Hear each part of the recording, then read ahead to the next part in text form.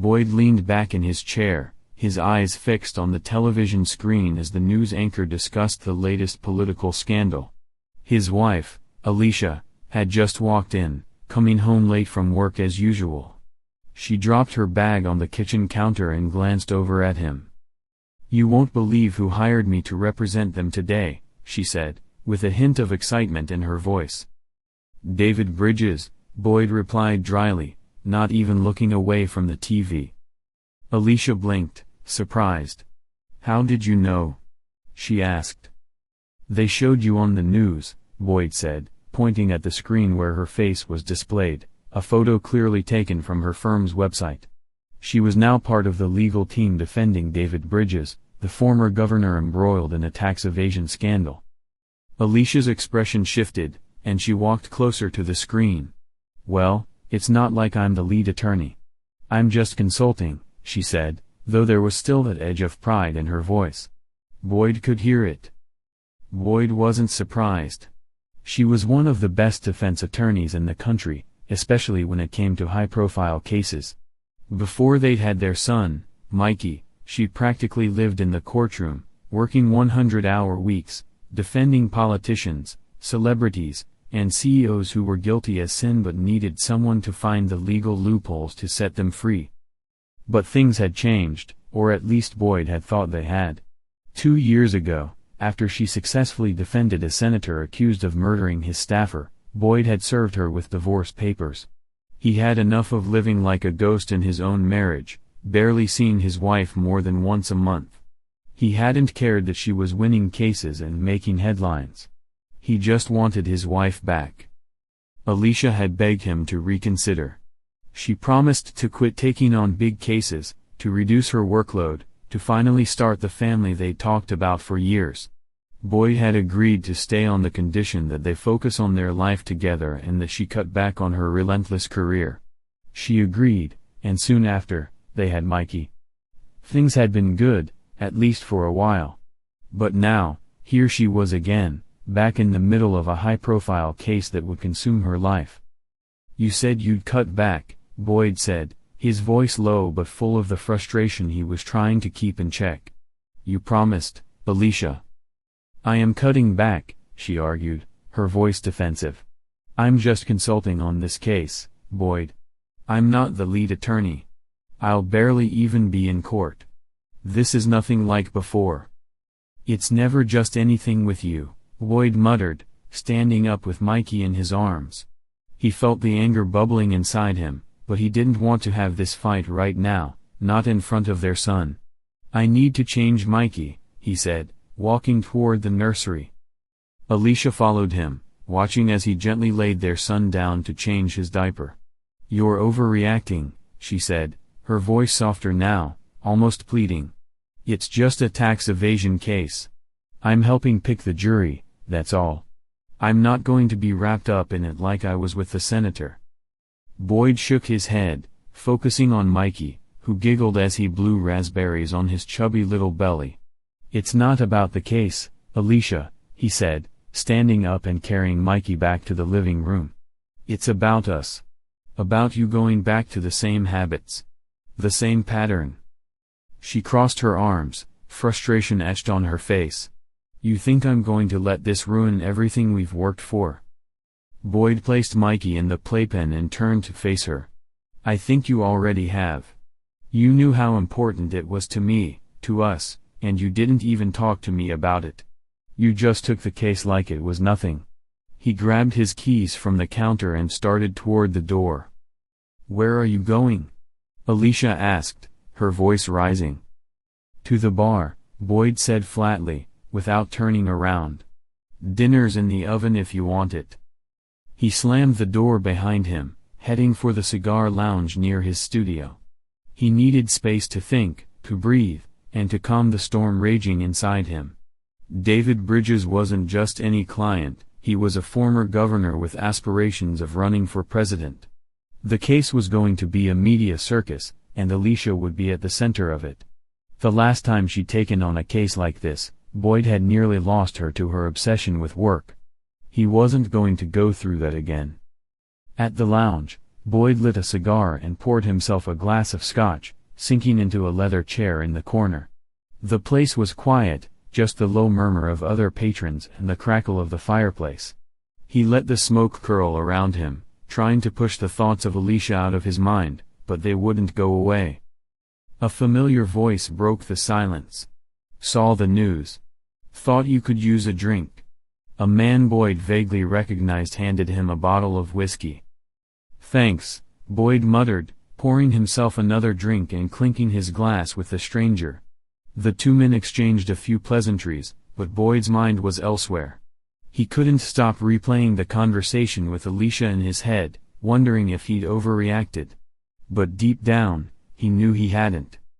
2 years ago, he'd drawn a line in the sand. He told Alicia what he needed from her, to be a wife, a mother, and a partner, not just a lawyer consumed by her work. She had agreed, and for a while, it had been enough. But now, here they were again, on the brink of another major case, and Boyd felt like he was losing her all over again. As he sat there, sipping his drink and staring into the fire, Boyd realized something painful. It wasn't just about Alicia's work. It was about trust. He had trusted her to keep her promise, to prioritize their family, and she had let him down. It wasn't just another case. It was a betrayal, even if she couldn't see it that way. By the time he returned home, the house was quiet. Alicia was asleep in their bedroom, and Mikey was peacefully resting in his crib.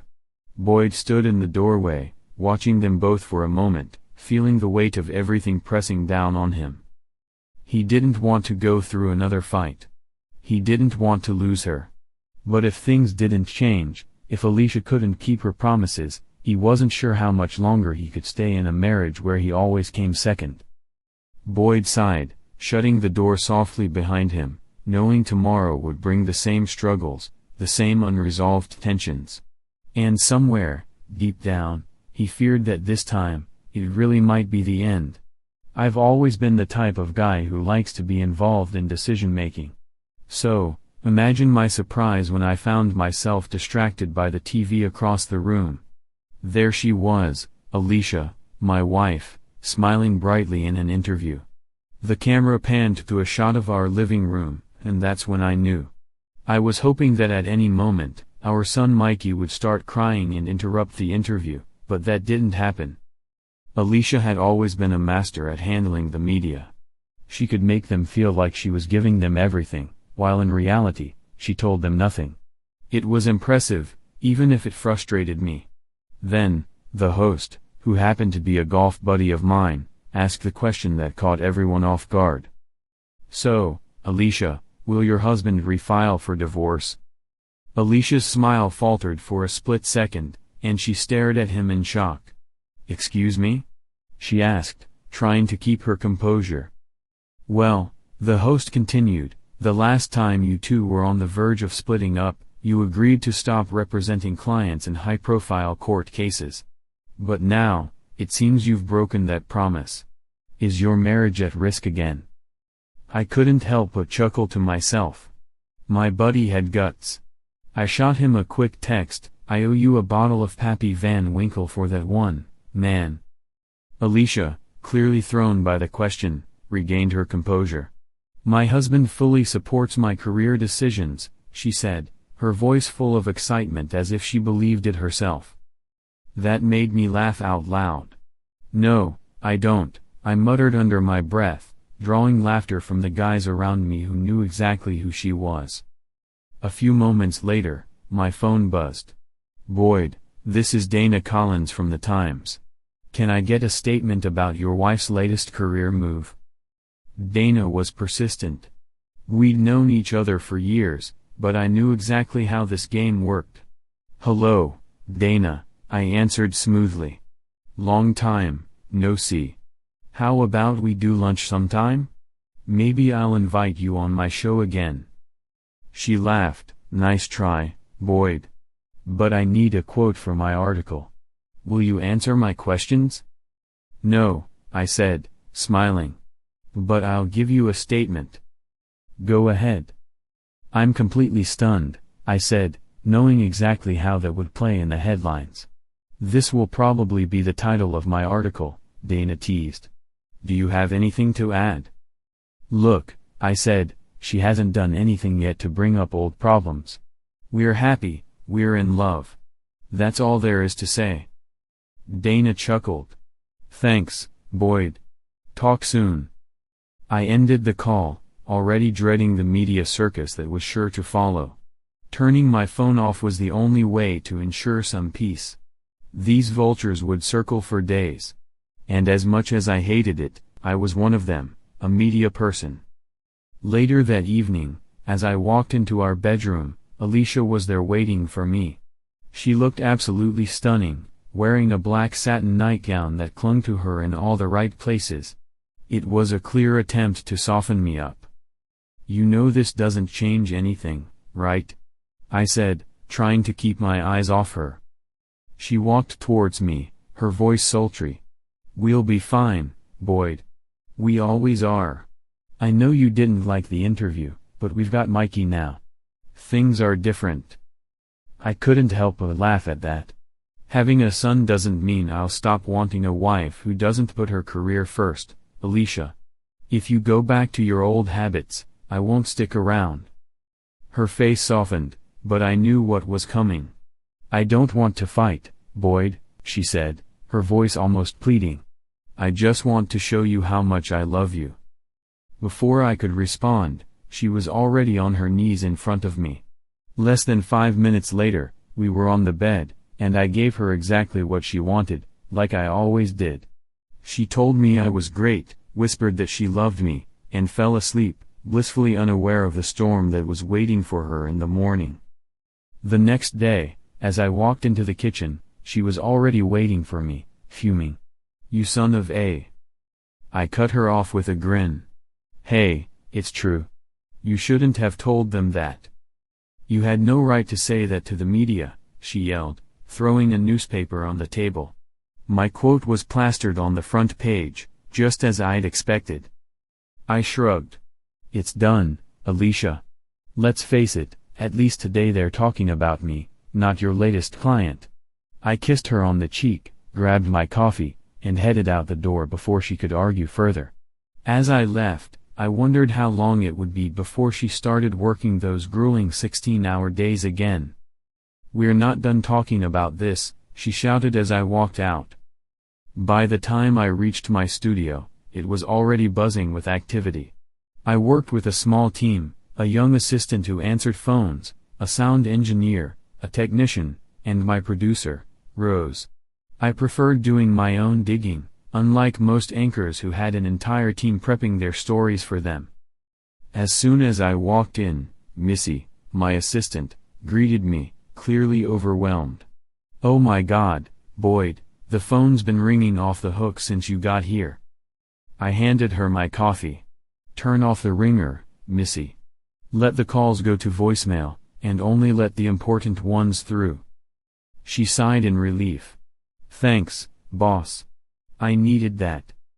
I walked into my office, where Rose was already waiting for me, looking slightly frazzled. "Good morning, Boyd." "Morning, Rose," I said, taking a seat. "What's on the agenda today?" Rose gave me a wry smile. "It's hard to avoid the Alicia Bridges story, especially since you're now involved." I groaned. "I'm not involved. It's my wife, not me. Get Dana Collins on the show. I'll talk to her, let her get some comments, but make sure she knows this isn't an interview." Rose nodded. "I read her article this morning. She's definitely got a thing for your wife." I chuckled. "Nah, she's not indifferent to me, either. I might have overheard her talking about me once. Used it to my advantage." Rose shook her head, smirking. "You're terrible. Just don't lead her on, Boyd. She's tougher than she looks." I winked at her. "Never underestimate a farm girl. She's tough as nails." Before long, I was on air. "Good afternoon, listeners. I'm your charming host Boyd Baxter, and I'm joined by none other than Dana Collins from The Times. Dana, Welcome to the show. Thanks, Boyd, she said, grinning. Glad to be here, especially considering all the drama surrounding your wife. She crossed her legs, her skirt riding up just a little, and I couldn't help but shake my head. This was going to be an interesting day. The lights in the studio dimmed, casting a soft glow over the equipment as the radio show ended. Dana slipped her shoes back on, and I tried to focus, but it was impossible. She'd been teasing me all evening, dangling her shoe from her foot and smiling that knowing smile, aware of the effect her legs in black stockings had on me. So, Dana said, breaking the silence, about your wife. She's not just a jury consultant, you know. I glanced up, frowning. What do you mean? Dana leaned in slightly, her tone conspiratorial. According to my sources, she's not just helping pick juries. She's the new face of David Bridges' legal team. First chair. My jaw clenched. That's not what she told me. Dana laughed softly, her eyes glinting. Of course, it's not. She's got you wrapped around her finger, doesn't she? I didn't bother responding. Dana thrived on stirring the pot, especially when it came to my marriage.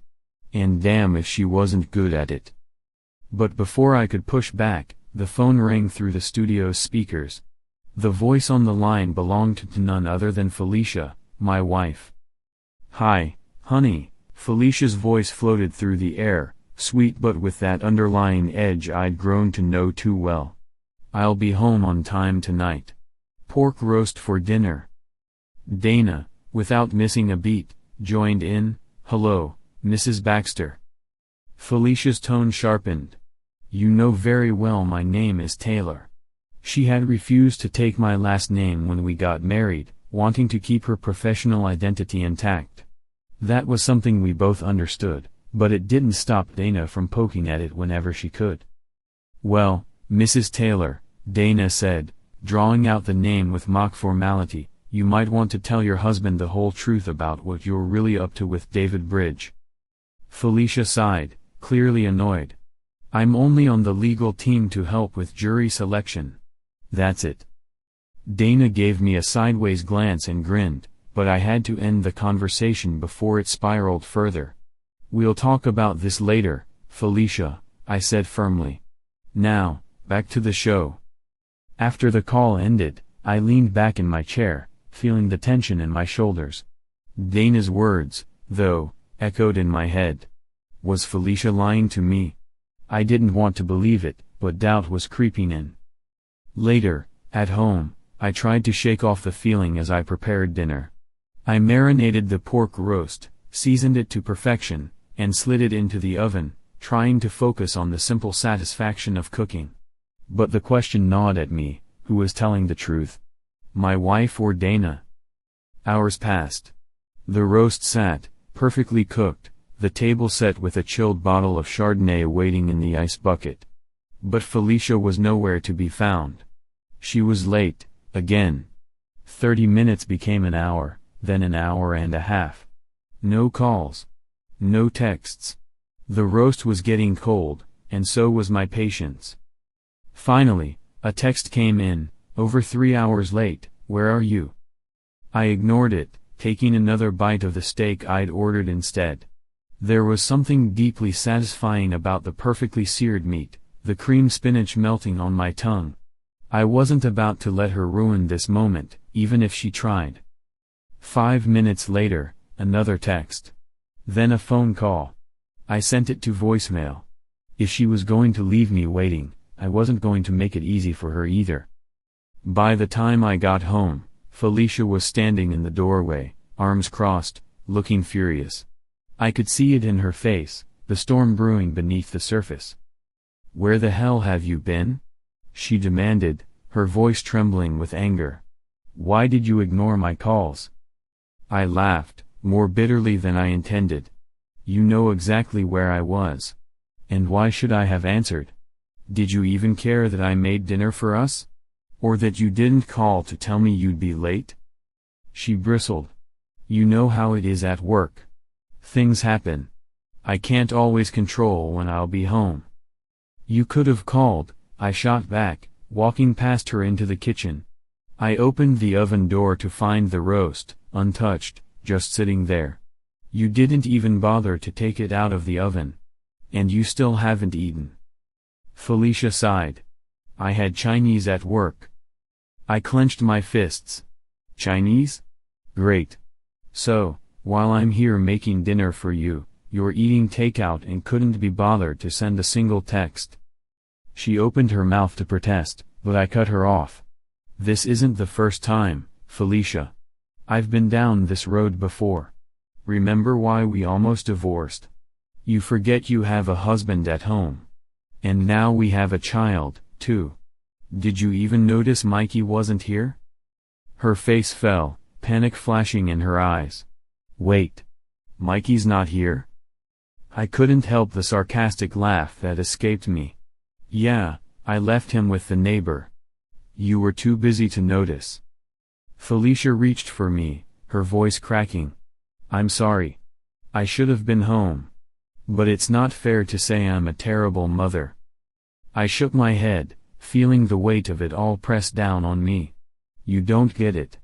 It's not just about tonight. It's about everything. You're so wrapped up in your work, in whatever this new life you've built is, that you've forgotten what we had. She slapped me, the sound sharp and quick, but I barely flinched. I looked at her, then turned away, walking out the door without another word. She called after me, her voice desperate, but I didn't stop. I crossed the lawn to the neighbor's house, where Mikey was sleeping soundly in a playpen. As I carried him back home, Felicia stood there in the doorway, her arms outstretched. It's not fair, she whispered. You should have told me he was with the neighbor. I could have spent time with him before bed. I shook my head. You never asked. You didn't care enough to. As I passed by her, holding our son in my arms, I realized that this was it. The trust was gone. And maybe, just maybe, it wasn't coming back. Boyd sat at his desk, staring blankly at his computer screen. The late afternoon sun streamed through the office windows, casting long shadows across the floor. He hadn't even noticed the time until his phone buzzed. It was a text from Alicia. She was running late again. Not exactly surprising, but it still stung. She had promised things would be different this time, that her job wouldn't always come first. But here they were again, stuck in the same old pattern. Different? How? Boyd muttered to himself as he shut his laptop. He felt the familiar frustration building inside him, a slow burn that had become all too common in their marriage. He loved Alicia, but he was tired of feeling like second place, behind her career, behind her endless commitments. The next morning, Boyd was getting into his car after the show when Dana, a colleague and sometimes confidant, approached him in the parking lot. Ever heard of James Anderson? She asked, her tone a mix of curiosity and suspicion. Boyd frowned, the name didn't ring a bell. No, should I? Dana smirked. He's the best behavior analyst in the country. Word is, he's been working on almost every high-profile jury trial for the last 3 years. And guess what? David Bridges just hired him. Boyd felt his stomach drop. David Bridges was Alicia's boss, and this was news to him. So, what exactly is Alicia doing then? He asked, trying to keep his voice steady, though he could feel his anger rising. Dana shrugged, but her eyes gleamed with the satisfaction of dropping a bombshell. Just asking questions, Boyd. But it seems like Bridges is bringing in the big guns. So, what's your wife's role in all this? Dana, I swear, if you're trying to stir things up between me and Alicia, it's not going to work, Boyd snapped, feeling the tension in his neck tighten. He slammed his car door and drove off, ignoring the pain in his shoulder where the door had smacked him. Later that evening, Boyd sat in the kitchen, making a sandwich from the leftover roast for dinner. Mikey, their son, happily munched on his food, but Boyd's mind was elsewhere. He checked the time. Alicia was late, again. No call, no text. He wasn't even surprised anymore, just disappointed. When Alicia finally walked in through the garage, Boyd didn't bother to hide his frustration. "Busy, huh? Too busy to send a quick text?" "I'm sorry, Boyd," Alicia said, her voice tired but firm. "I just lost track of time." Boyd wasn't having it. "You always lose track of time. And I'm getting real tired of the same old apology. You need to spend more time with Mikey, you know? Before he goes to bed, not after." Without waiting for a response, Boyd left the kitchen and headed to his den in the basement. He had hoped Alicia would follow him, maybe with Mikey in tow, so they could talk, maybe even fight, anything to break the silence that had settled between them. But she didn't. Instead, she stayed upstairs, alone. Later, Boyd wandered back to the kitchen, his mind swirling with thoughts.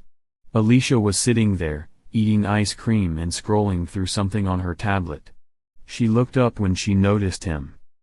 "We need to talk about this, Boyd," she said, trying to sound calm. "There's nothing to talk about," Boyd shot back. "You went right back to work and the same old problems. You said it would be different, but it's not. You lied." Alicia looked away, guilt flashing across her face. For the first time, she didn't try to deny it. "Boyd, it's not what you think," she said quietly.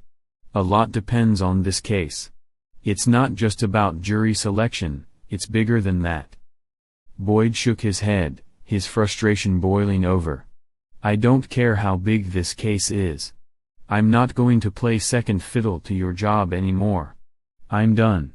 He turned to leave, but Alicia rushed after him, placing her hand on his chest. "I promise, Boyd.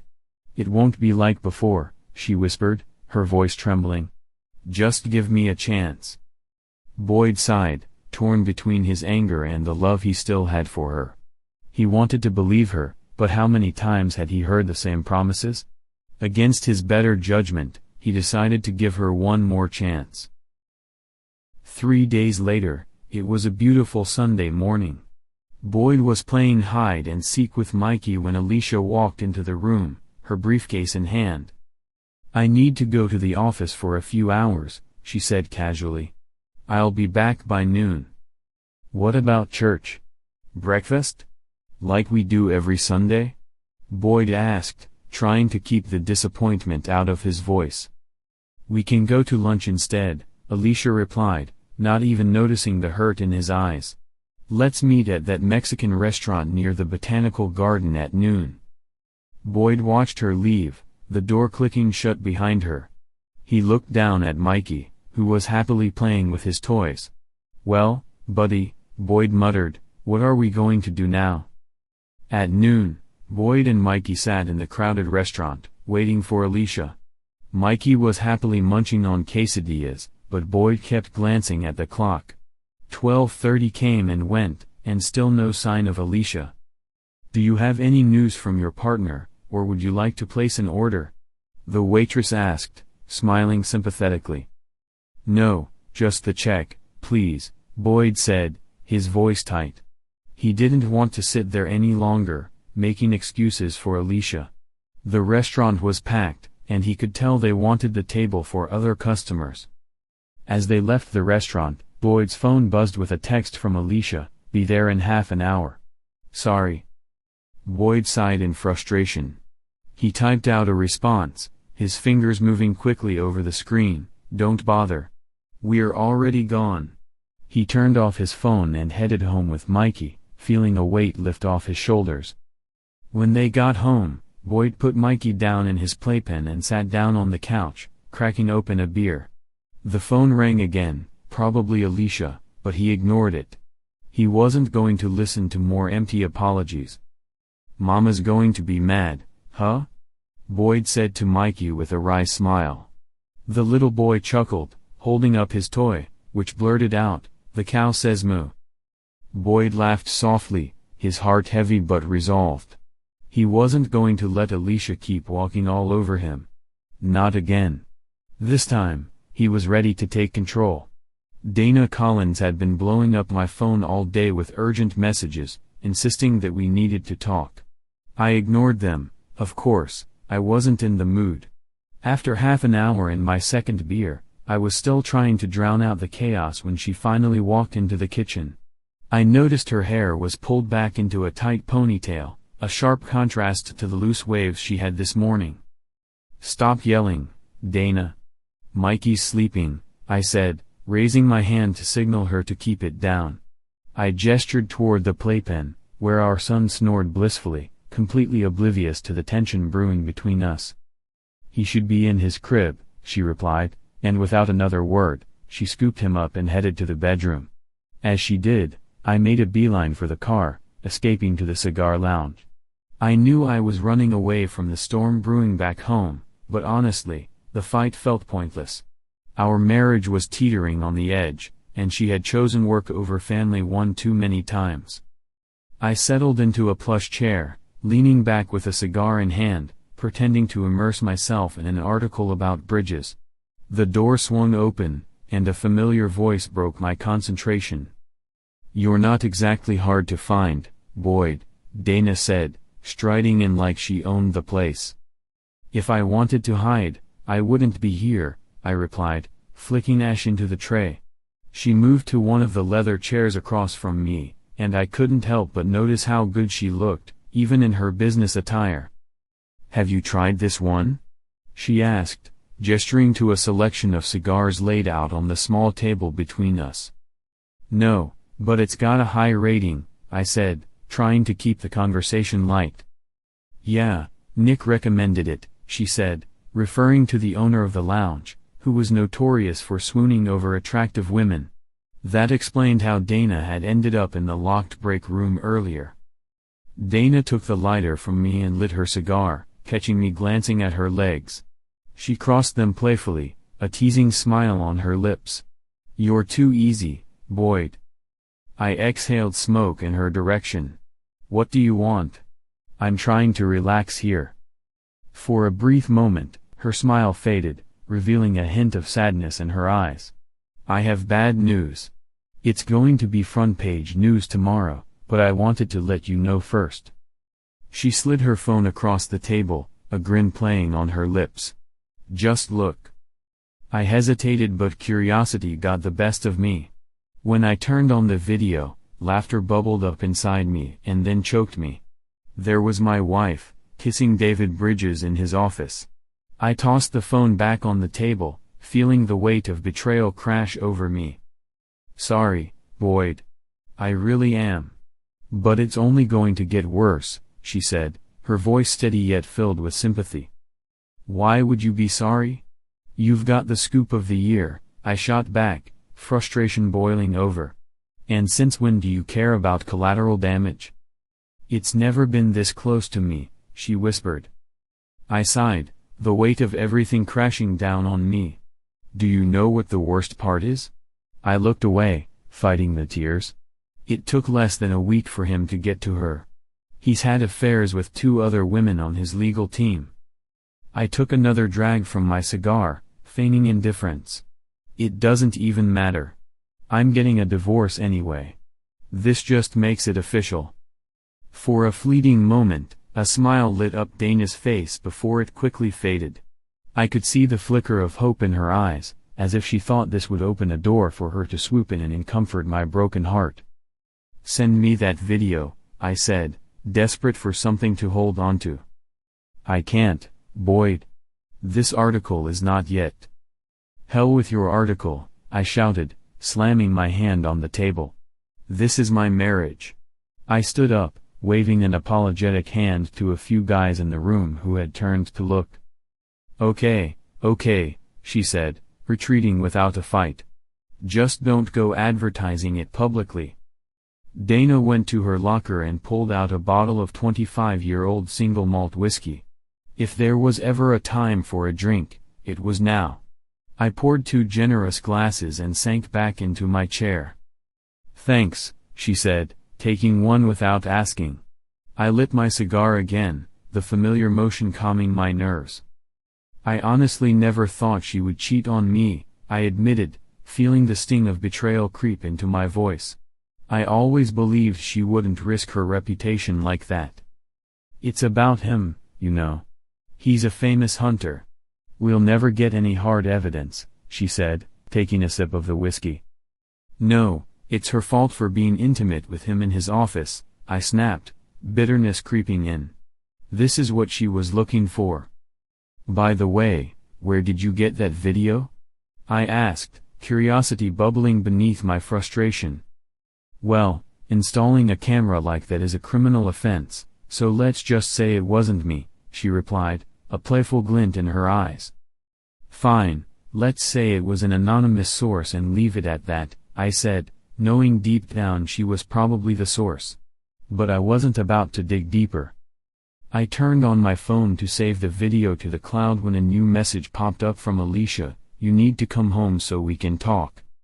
I groaned and typed back, there's no need for that. We're done. You can have as much fun with Bridges as you want. Enjoy the press tomorrow. I turned off my phone, my heart heavy with the weight of reality. I looked over at Dana as she threw her head back, taking a long drag from her cigar. There was something captivating about a woman smoking a cigar. Maybe not as mesmerizing as her legs, but still alluring. My wife, I said quietly. Your wife? She echoed, looking at me with a mix of sympathy and understanding. I nodded, taking a sip of the whiskey, feeling its warmth wash over me. Good luck with the press tomorrow. They'll think you came to me with this story.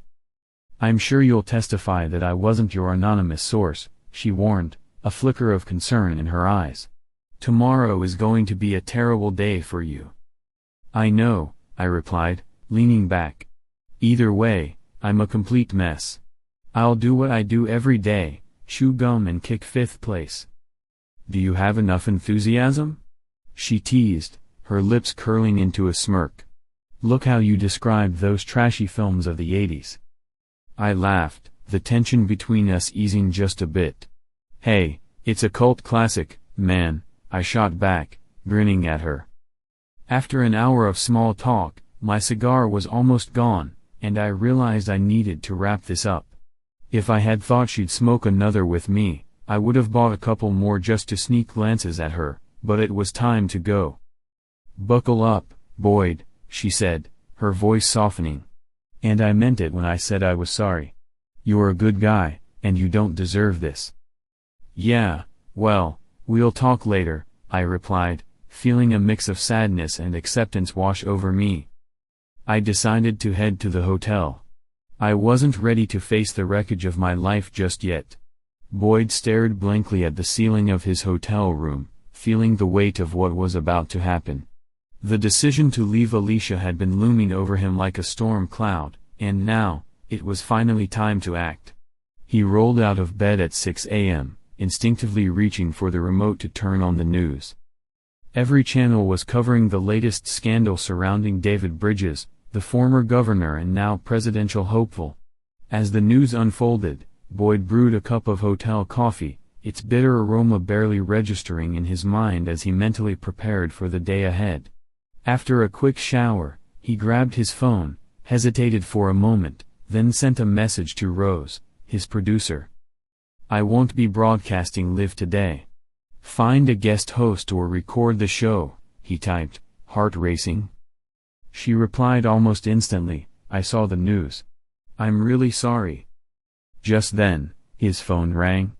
He knew it was Alicia, but he couldn't bring himself to answer. Instead, he cranked up the volume on the TV. The news anchor was in mid-sentence, we have breaking news following up on the Times report about David Bridges' affair with his lawyer, Alicia Taylor. A video has emerged, and we warn you, it is graphic. Boyd's heart sank. He watched in disbelief as footage rolled of Bridges and Alicia, caught in a passionate embrace. The moment he saw them kiss, Boyd felt the air leave his lungs. The segment continued, showing Bridges groping Alicia, and Boyd clenched his fists, anger and betrayal coursing through him. Finally, the video cut off, and the co-anchor said, "This contradicts Governor Bridges' statement that there is nothing romantic between him and his lawyer. We've reached out to Alicia Taylor for a comment, but have yet to receive a response." Boyd grabbed his phone again, scrolling through the barrage of texts from Alicia. "What are you talking about?" she had messaged frantically. "I won't have a night with David. Stop being dramatic and come home." The next texts painted a different picture. "It's a lie. We are not having an affair. Boyd, please call me.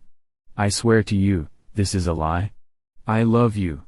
Then, as if watching the news with him, she sent, "We just kissed. That's it. It was a mistake." Boyd shook his head, his heart hardening. "I know there's more to this video. You got caught, and we're done," he replied, sending the message with finality. He couldn't bear to hear her voice any more as she called repeatedly. Instead, he turned his attention back to the TV, watching the news anchors dissect Bridges' infidelity, their opinions swirling like vultures over carrion. Ironically, the more they talked about Bridges, the less they focused on Alicia. In that moment, Boyd found a strange sense of satisfaction. If Alicia's name was less in the news, then perhaps his would be too.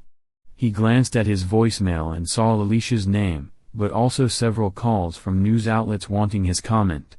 For a brief moment, he entertained the idea of appearing on one of their shows just to get it all out.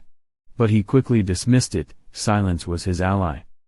With a heavy heart, Boyd took action that every devastated husband dreads. He started dividing their assets, canceling joint credit cards, and working with a lawyer to file for divorce.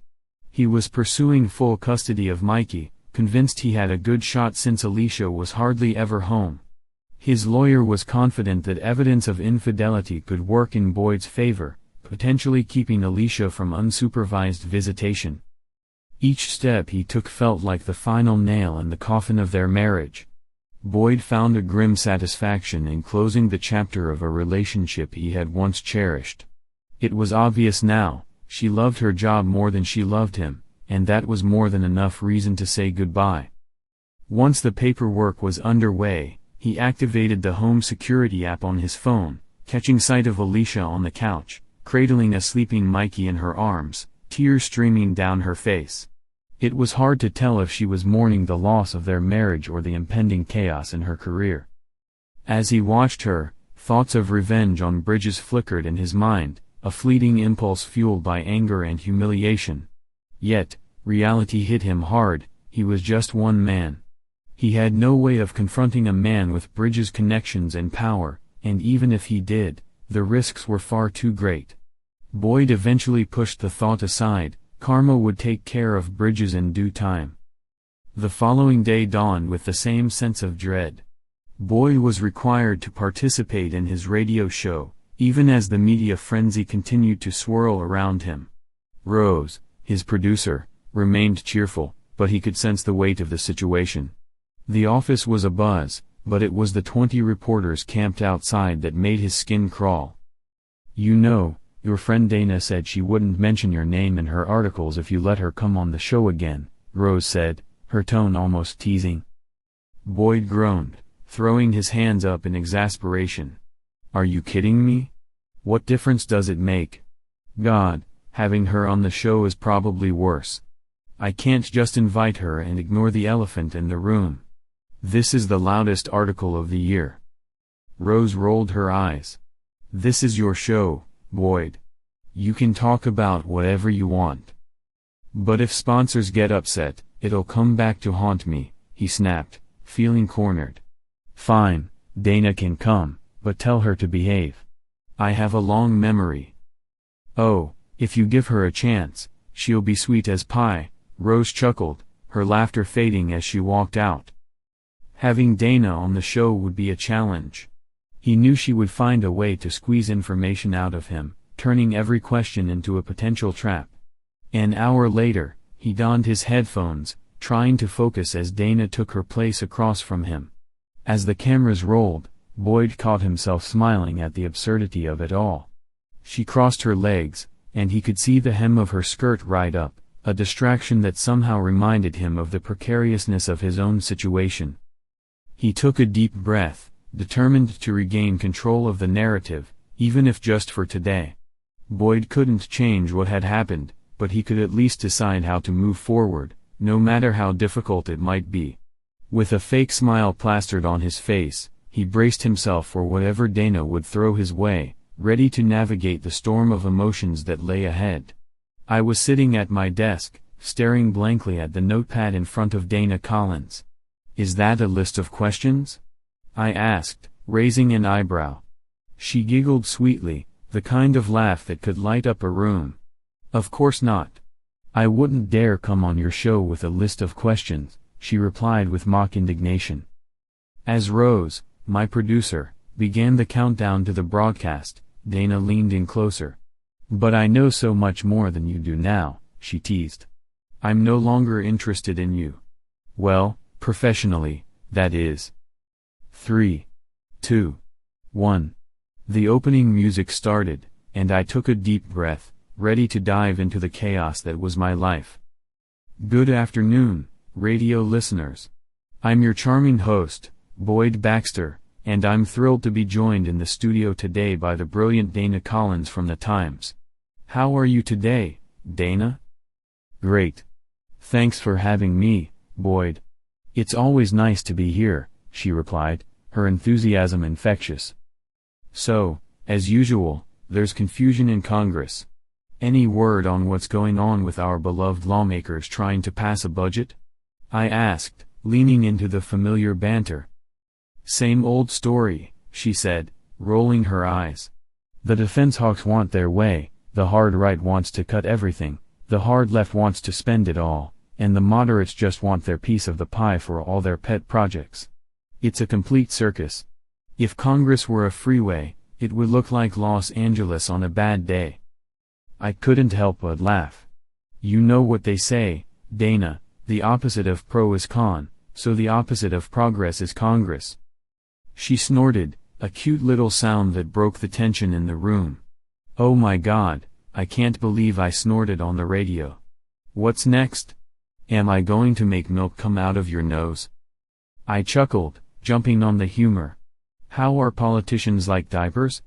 They both need to be changed regularly for the same reason. Dana shook her head, suppressing a smile. Okay, jokes aside, let's take a call. On the line, we have Doug from Springfield. What's on your mind today, Doug? Hello, Boyd. I love your show. I'm sorry to hear about your wife, Doug said, his voice sympathetic. Yeah, me too, Doug. What do you think we can do to fix our broken system? Something has to change in this swamp you call Washington. Time limits on auditing their assets before and after they take office, Doug suggested. Maybe when politicians stop going to Washington to line their pockets, we'll see some real jobs created. I nodded, knowing that was wishful thinking. No politician on either side of the aisle is going to vote for that, Doug. Some might say they support it, but they know it'll never see the light of day. It won't ever come to a vote. Dana chimed in, guys like David Bridges think they can get away with anything. They feel invincible. I flinched slightly at the mention of my wife's name but held my tongue. They crave power and wealth, I added. And they love the attention from the people who bend over backward to agree with them and sing their praises. They parade around with high moral principles and then have affairs. It's disgusting. Tell us how you really feel, Dana teased, her expression softening. Sorry, I said, shrugging. It just hits home. My wife is a cheater. What can I do except lose money to her and the lawyers? A quick smile flashed across Dana's face, but she quickly suppressed it. Anyway, on the line, we have Annie from Long Island. What's on your mind, Annie? Oh Boyd, I just love it when Miss Collins is on your show. You two have such sweet chemistry, Annie gushed.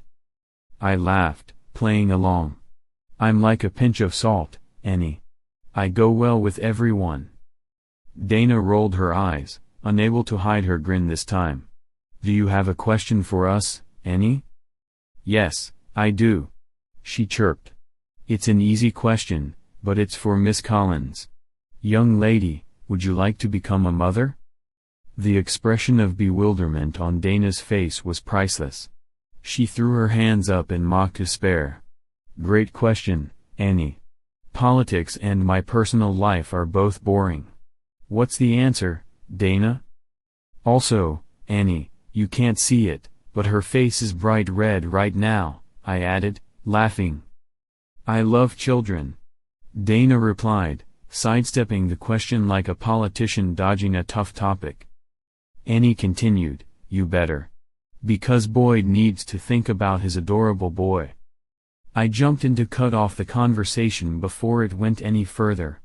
We love you, Annie. Thanks for calling. Looks like it's time to pay some bills. We'll be back shortly. Oh my God, Dana exclaimed as we took a break. It's going to be a fun day. I groaned, feeling the weight of my situation pressing down on me. Rose gave us 2 thumbs up from the control booth, but I didn't feel great about the show. 3 hours later, as we wrapped up, I said, and see you tomorrow. The on-air light went off, and I tossed my headphones onto the table. Wow, that was something, Dana said, looking pleasantly surprised. I didn't expect the little old ladies to roast me today, that's for sure. Hey, those little old ladies love me. I'm very popular in book clubs for septuagenarians. I replied, grinning. I'm sure they're your bread and butter, Dana laughed. But they also read newspapers, and they start taking a closer look at your comments and articles. Do I want to be a mother? What kind of question is that? I chuckled as I packed my notebooks into my bag. The question is quite reasonable. And don't think I didn't notice you dodged it like a pro. She frowned. I don't see myself in the role of a mother. I love kids, I really do, but I just don't see how I can find time for them with this job. Suddenly, her demeanor changed, and she looked sad. Lord, forgive me. I already have everything I could want. Why would I want to complicate my life with children? Don't worry about it, I interrupted gently. I'll say this, kids aren't so bad. I'm picking mine up from kindergarten now, and we'll play with trucks. How can you be so cold-blooded? She shot back. Your marriage is falling apart, and you act like it's just another Tuesday. What do you want me to do? I replied. I can't curl up and cry. I have a child. I have a job. I need to keep it together so everything around me stays safe and sound. What else can I do, Dana? I don't know. I guess I expected more emotion, she said softly. Emotions are for weaklings, I laughed, though deep down, I knew that wasn't true. Dana saw right through me. She touched my cheek, her expression shifting to concern. Forgive me, Boyd. I need to get going to kindergarten. Thanks for having me on the show again. Anytime. If you need anything, just call me. I mean it, anything. She smiled warmly, and as I left, I felt a strange mix of gratitude and sadness. Life continued, and a month later, I found myself sitting in my lawyer's office, waiting for Alicia to arrive. I could feel the tension in the air. When she finally walked in, I could tell she was nervous. Boyd, I'm so sorry. It was a mistake, she began, her voice shaky. Alicia, I interrupted, not wanting to hear any excuses. I don't want to hear this. If you think the reason for our divorce is just that you cheated on me with some guy a few days after we met, then you are sorely mistaken. Her eyes widened in surprise, and I knew I was about to unravel a deeper conversation, one that neither of us had anticipated. My lawyer shot me a warning glance as my temper flared. Easy now, he said. I get that you're upset, but let's keep our heads. Yes, your wife's affair is a valid reason for divorce, but you're forgetting something. Since the moment you filed, she's been late to every appointment, she's lied, and she seems to have put her job above both your marriage and your son. This is unacceptable, and she knows it. That's why she didn't talk to you when she accepted the job.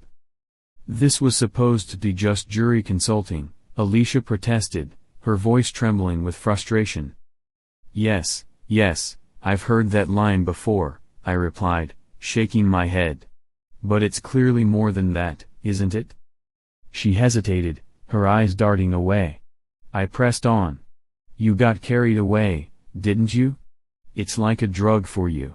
And judging by how quickly you sat on his lap, I can't help but think you've cheated on me before. Just sign the papers, Alicia. I'm being more than fair here. I want primary custody of Mikey. Tears streamed down her cheeks as she pleaded, but Boyd, I love him. I know you love him, I replied, but I think you love your job more. You can see him whenever you want. I won't be the one holding you back. I love you, Boyd. I really do, she insisted, her voice breaking. Yes, while you're fooling around with someone else, I snapped. I stormed out of the room, knowing our marriage was crumbling. I learned later that Alicia had signed the divorce papers. Just like that, my marriage was over. 6 months passed, and I was trying to regain some semblance of normalcy. It was the weekend, and Mikey was with Alicia, leaving me with a rare chance to unwind. I strolled into my favorite cigar lounge, the rich aroma of cedar and tobacco enveloping me. Hey, Nick. I called as I approached the counter. How's it going? Doing well, Boyd. Your box of Monte Cristo No. 2 cigars just came in. I put it in your locker. Thanks, man. Is it busy in here? Not too many people today, just a few regulars and a hot chick who's been around a few times. She just got a membership. Cool. See you around. Entering the VIP room, I noticed the usual crowd but didn't see anyone particularly eye-catching. As I made my way to the cabinet for my Cuban cigars, I heard a familiar voice. Hello, Boyd. Long time no see, Dana said, her smile brightening the room. Hey, Dana. I smiled back, grabbing a second cigar. Would you like to try one? I closed my locker and handed her a cigar. Thank you, she said, her fingers brushing against mine, sending an unexpected thrill through me. Why have you been so hard to find? I asked as we settled into a couple of chairs. I'm not that hard to track, she replied, trimming the end of her cigar. You have my phone number. Touché, I said, chuckling. What's making you nervous? I wanted to invite you to dinner, she said, her voice barely above a whisper. Wait, you're nervous? The woman who wears short skirts and crosses her legs to tease me is nervous? I laughed, feeling a rush of exhilaration. Come on, you're amazing. She shook her head, biting her lip. I've never really dated. There hasn't been time. I raised my eyebrows in surprise. So you're saying you've never had a problem using charm to get what you want? Dana smirked. I don't have issues with that, intimacy can be a powerful tool. Wait, are you saying you like women? I asked, feigning shock. Stop it, pervert. I'm not into women, she said, rolling her eyes. I'm just making sure you know I'm not prying into anyone's business here, I said, hoping to shift the tone. After a brief moment of silence, she exhaled a puff of white smoke and asked, So, will you go to dinner with me? Sure, I'd love to. Where are we headed? I know a nice little Italian restaurant across the street. Let's finish these cigars and get going. After dinner, we ended up back at my place, sipping wine on the couch. I couldn't help but ask, so, do you have time to date me now, or am I just a one-night stand for you? Dana laughed, her eyes sparkling. Haven't you heard? I don't work at the Times anymore. Wait, what? I must have missed that. Where are you now? Now I'm on television, she said. You know that show where a few of our ladies sit on the couch with a couple of guys? Oh, sure. I love that show. It's like candy for reporters. Exactly, she chuckled. Though I wore pantsuits twice last week, so don't change the channel. We both laughed, and then she asked, You like my legs, don't you? Oh, don't start that who am I nonsense again. You know very well I like your legs, I said. What about my feet? She asked, turning and placing her legs on my lap. I shrugged, placing my wine glass down. You're wearing jeans and socks today, not exactly a fashion statement. She playfully stroked my arm, causing a jolt of electricity to shoot through me. I didn't expect to see you today. I should have gone home and changed for you. Not necessary, I replied, admiring her. Your jeans highlight your figure perfectly. She smirked. And my face? Am I not beautiful? I laughed, teasing her. Well, you're what we call scary beautiful. Scary? She exclaimed, pretending to be offended. Just joking. You're an amazing woman, I said, holding her legs firmly. Well, that's a little better, she said, taking a sip of wine. Would you be offended if I asked you to take me to your bed? I grinned. No, I wouldn't hold that against you. She rolled her eyes, shaking her head. You're ruining the mood, Mr. Comedian. All right, then. Let's fix it, I said, leading her to my bedroom. As she stepped into the bathroom, I seized the moment to check my nightstand for protection. The anticipation was building inside me. When the bathroom door opened, she didn't walk in right away. Instead, she stretched her leg out, sliding her foot along the doorframe in a teasing manner. Damn, I murmured, captivated. She swayed around the doorframe like a dancer, finally stepping into the room, completely nude. Her skin glistened in the dim light, and her freckles resembled constellations scattered across the night sky. Do you approve? She asked, a sultry smile dancing on her lips. Hell yes. Come here, honey, I said, unable to contain my excitement. She barely settled on the bed before our lips collided, her tongue mingling with mine, the taste of wine still lingering. My hands roamed her body, squeezing her firm curves, and I thought, God, I could get used to this. She fell back onto the pillows, her curls cascading around her like a halo. I leaned in and kissed her forehead, savoring the moment before I asked, Do you want this? She looked at me, puzzled. What do you mean? I took a breath, my heart racing a bit as I continued, I mean, do you want to really get into this? I'm accepting applications for a girlfriend, and so far, you're the only one in the running. A smile broke across her face as she stroked my chest lightly. I would really like that. I have more free time now, and if we're thinking long term, I'm ready to become a mother. I chuckled softly, leaning back slightly. All right, but first, let's see how you handle the role of a stepmother. She playfully slapped my chest. Hey! I'm not cheating. I laughed, leaning down to kiss the top of her head. Me neither, I whispered back, feeling a warmth spread through me. As I held her close, I thought about how rare it was to find someone who genuinely cared about family over work. It felt refreshing, but only time would tell if this was the real deal. After all, half the excitement in life is not knowing what comes next. If we already knew what awaited us, life would be pretty boring, right? Make sure to subscribe to our channel, I joked, so your other half doesn't cheat on you.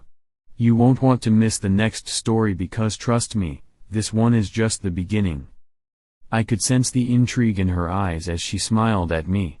What did you think of our story today? I liked it, she replied, her voice brightening. The plot is unusual, and honestly, it's been a while since I've felt this excited about something. I grinned, urging her on. What's your opinion? Write it down in the comments. We'll see you in the next video. With that, the atmosphere felt charged with possibility, each of us eager for the future and whatever stories awaited us.